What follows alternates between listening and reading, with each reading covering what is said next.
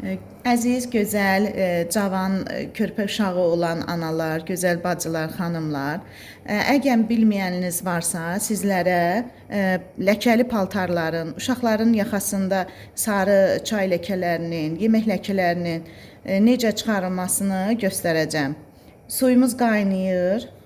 İçərisinə hər hansı bir bitki yağı biraz tökürük, hardasa 1-2 xörək qaşığı. Sonra üzərinə hər hansı bir paraşokumuzdan, fərqi yoxdur, baha, ucuz, də persolumuz.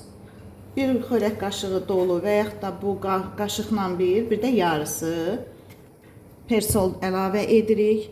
Belə ləkəsi çıxmayan dəsmallarınız varsa, uşaq paltarlarınız varsa, yaxası ləkəli, baxın, ləkəlidir. Baxın, getməyib, yumuşam.